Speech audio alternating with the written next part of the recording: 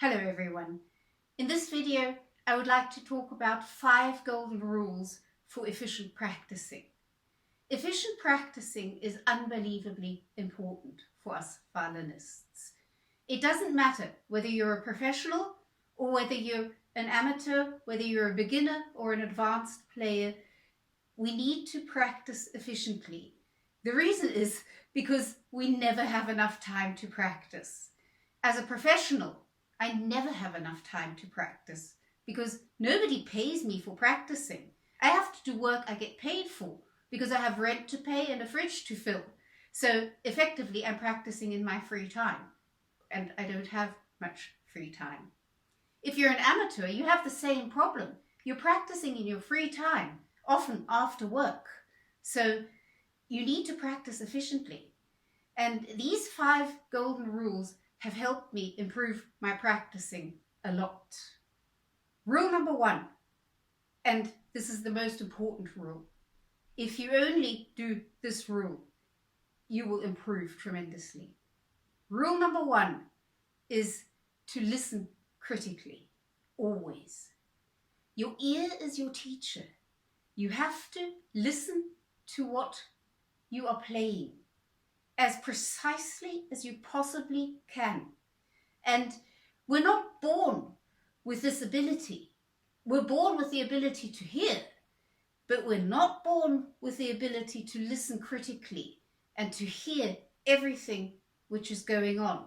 Every little bit of intonation, every little bit of sound, everything, every string crossing, which is perhaps not quite as accurate as we want. Every shift which is not exactly as we want it to sound.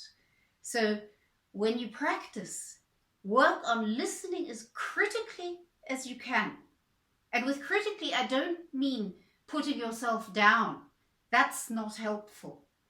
Just observe with your ear as carefully as you can everything that you are hearing. Continuously ask yourself the question, is it in tune? Is it sounding the way I want it to sound?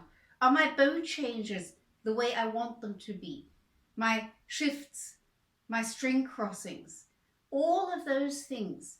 It takes many years to develop the ability to really hear everything. In fact, it's something that we work on all our life because it requires intense focus and concentration. Because if you only lose your concentration a little bit, then you immediately don't notice things. So this is something we work on all the time.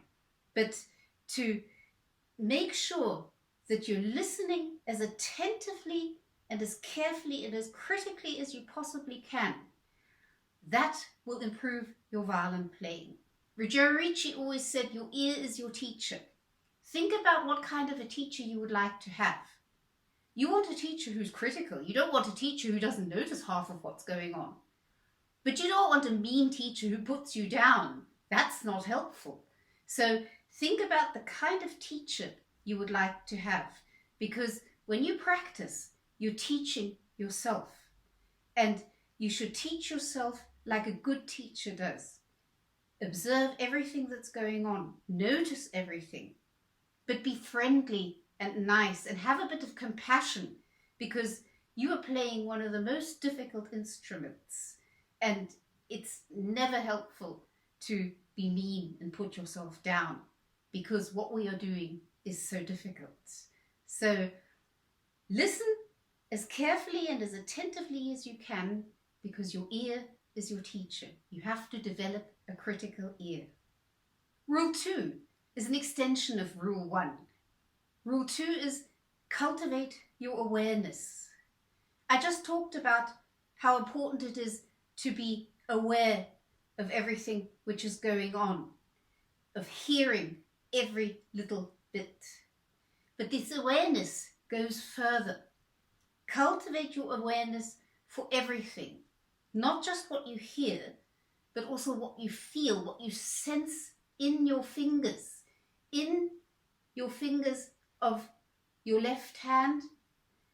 Cultivate the feeling of your hand and your arm and your thumb. Cultivate the sensitivity of the fingers of your bow hand, and learn to feel what is going on. Feel how your whole body is feeling. Are you tensing up somewhere? Are you not standing balanced? Sometimes one doesn't stand balanced. One leans to one or the other side and doesn't notice it. That's not helpful for violin playing. So cultivate your awareness, and also your awareness of how well you are actually concentrating. After a while, you will lose concentration. It's not possible to work with intense concentration for any amount of time. So eventually you will lose concentration. You have to be aware of that so that you can stop and take a break. So cultivate your awareness of what's going on. And as soon as you notice that your mind is wandering and you're practicing, but you're actually thinking about what you need to do tomorrow, notice that, because that means that you need to take a break. So rule 2 is cultivate your awareness for what is going on. Rule 3 I got from Ruggiero Ricci, but probably many violin teachers would agree with this. Ruggiero Ricci was just particularly keen on teaching us this. Rule 3 is always play with a beautiful sound, no matter what you're doing. Sound is what we are doing. It's the whole point of playing an instrument. We're playing the instrument to make a sound. And the only point of making music is if it sounds beautiful. And we have to like what we hear. So always play everything with the most beautiful sound you can make. It starts with tuning. The reason is simple. We can only accurately hear intonation if the sound is good. If I'm tuning and I'm playing with a bad sound, I can't hear if that's in tune. The sound quality is not good enough. I have to play.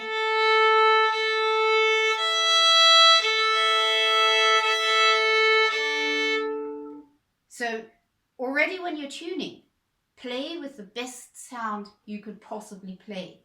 And continue doing that with whatever you are practicing. Whether you're practicing open strings as a beginner or whether you're practicing the Brahms concerto, it doesn't matter. When you're practicing a shift, practice with a good sound. If you're practicing a double stop, practice with a good sound. Only then will you be able to hear if the intonation is good. And if you learn to always make a beautiful sound, then you will always make a beautiful sound. Rule 4 is a tricky one. Rule 4 is go slow enough that you can listen critically, that you can cultivate your awareness, that you can play with a good sound, and that you can learn to think ahead. All of those things take time. If you play too fast, you can't do that. You're just trying to get through what you're doing. So you need to practice slow enough so that you can hear everything that's going on, so that you can cultivate being aware of everything, and so that you have time to make a beautiful sound, and so that you learn to think ahead. In that respect, playing the violin is like driving a car. The note you're playing now is already there. You've got to think about what's coming. And it's the same when you drive a car. You can't look at what's there where you are. You have to look ahead. And if you're driving fast, you have to look that much further ahead. Violin playing is the same. If you're playing faster, you have to look further ahead. You have to think ahead so that your body can make these tiny micro adjustments preparing for what's coming. If you have a shift coming along, you need to know this several notes before so that you can make these unconscious tiny micro preparations. Same thing with a double stop or whatever's coming. Otherwise you'll be caught by surprise. So you have to learn to think ahead while you're playing, and you have to go slow enough so that you can learn that. The tricky part of Rule 4 is that you also have to push yourself for speed. Otherwise, you'll only be playing slowly. So the way I solve this problem is that I practice slow enough that I can listen attentively, I can cultivate my awareness, my focus, so that I can play with a beautiful sound, and so that I can consciously work on thinking ahead, and then I push myself for speed a little bit and see if I can do all of that a little bit faster. And then I push myself again a little bit faster. Can I do all those things a little bit faster? So you have to find the right balance between going slow enough to be able to do all those things, and then also pushing yourself for speed so that you can do all those things also at a faster tempo. Rule 5 is the most self-evident rule, but still it's the rule we forget about most often, myself included. Rule 5 is always make music. Always feel the music in what you are doing.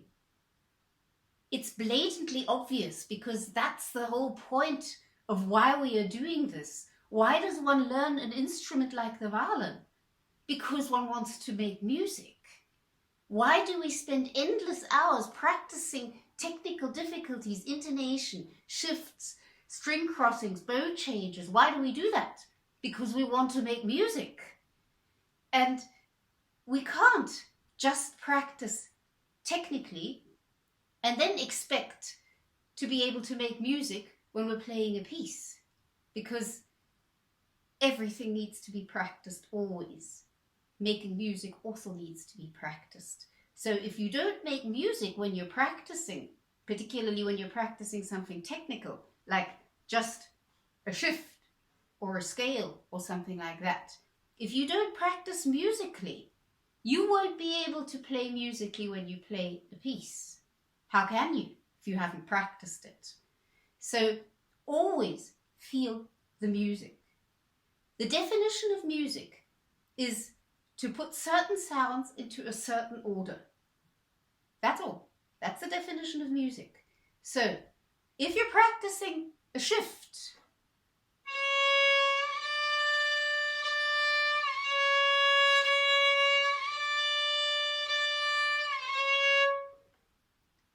I admit, musically that's far away from the Brahms concerto, but it is music because it's putting certain sounds into a certain order. So feel the music. Feel the C sharp. Feel the C sharp connecting to the D. And then feel the D. Feel the sound. It's a different sound from the C sharp.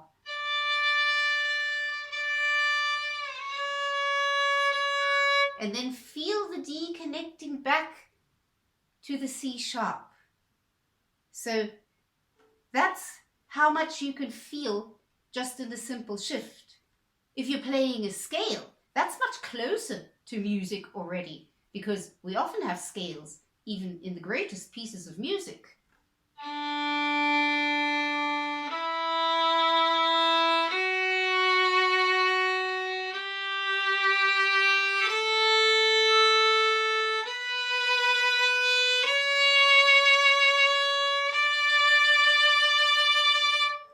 Feel one note leading to the next and feel the music in it.